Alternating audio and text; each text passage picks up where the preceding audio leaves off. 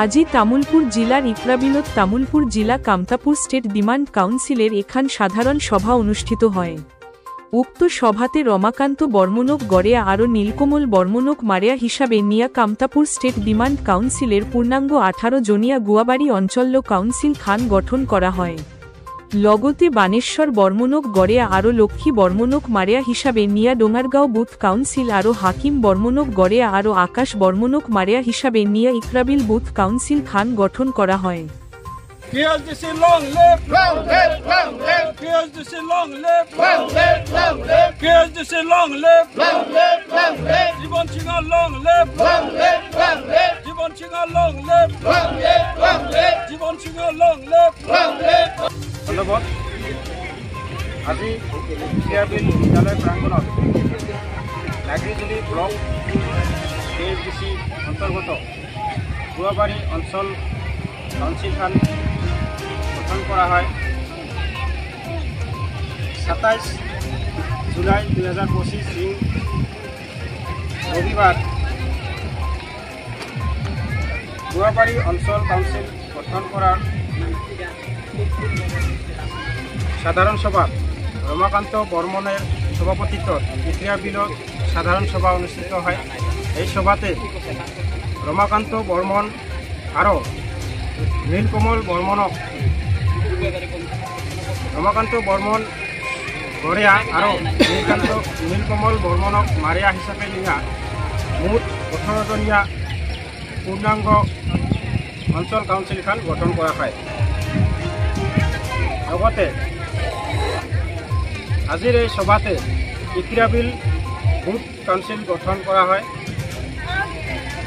হাকিম বর্মনক গড়েয়া আরও আকাশ বর্মনক মারিয়া হিসাবে নিয়া মুঠ 18 জনিয়া পূর্ণাঙ্গ বুথ কমিটি খান গঠন করা হয়। আৰু ইয়াৰ লগতে আজিৰ এই সভাতে 2 নং ডোঙারগাঁও বুথ কাউন্সিল খানক গঠন করা হয়। বানেশ্বর বর্মনক গড়েয়া আরও লক্ষ্মী বর্মনক মারিয়া হিসাবে নিয়া পূর্ণাঙ্গ 18 জনিয়া বুথ কাউন্সিল খান গঠন করা হয়। আজির এই সভার জড়িয়তে গুয়াবাড়ি অঞ্চল কাউন্সিল খানক সাধারণ সভার জড়িয়তে পূর্ণাঙ্গ কাউন্সিল খানৰ হাতত পূর্ণ দায়িত্ব ভার অর্পণ করা হয়।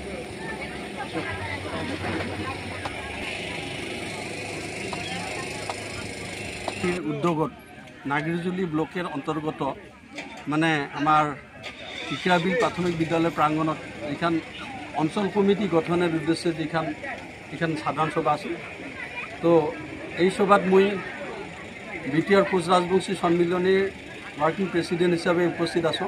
কারণ কেনে ইতিমধ্যে আমার বিভিন্ন সংগঠনে আমরা KSDC একেলগে সমর্থন করিয়া আমার KLৰ যেটা শান্তি চুক্তি এই শান্তি চুক্তি মানে অধিক ত্বরান্বিত করিবার জন্য আমরা সহযোগ করেছি। আমরা ভারত সরকারক আহ্বান জানাইছি যে যাতে অতি শীঘ্রই আমার কোচ রাজবংশী জনগোষ্ঠীর একমাত্র জাতীয় মুক্তি বাহিনী KLO ইমান নগদ চুক্তি স্বাক্ষরিত করিবার নাগে। কোচ রাজবংশী জনগোষ্ঠীর যে জাতীয় সমস্যা বিশেষ করে কমতাপুর উদ্ধার, কোচ রাজবংশীর ভাষাক ভারতীয় সংবিধানের 8ম অনুচ্ছেদ অন্তর্ভুক্তকরণ আর কোচ রাজবংশী জনগোষ্ঠীর জনজাতিকরণ এই তিনলানি দাবি নিয়ে যেটা KLO ভারত সরকারক নগদ ইতিমধ্যে 7 লানি আলোচনা করেছে। ওই দাবিটা আমার কোচ রাজবংশী জনগোষ্ঠীর প্রত্যেকের দাবি।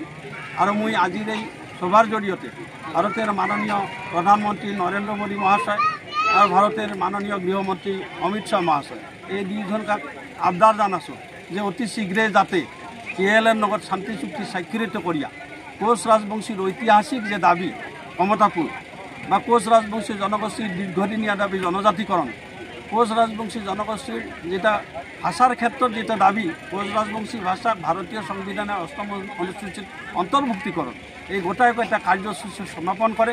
তার কারণে মই আজির এই সভাযোগে ভারতের মাননীয় প্রধানমন্ত্রী আর গৃহমন্ত্রী মহাশয়ক প্রবলভাবে দাবি উত্থাপন করা হল। আর উমাক আমরা আজির এই সভার জড়িয়ে পুনর্বার জানাই দিবা চাই যে উমরা যাতে আর বড় বেশি দিন লেংরি না করে, যাতে কোচ রাজবংশী জনগোষ্ঠীটা নিয়ে খেলা না করে, তার কারণে আমরা আহ্বান জানাচ্ছি।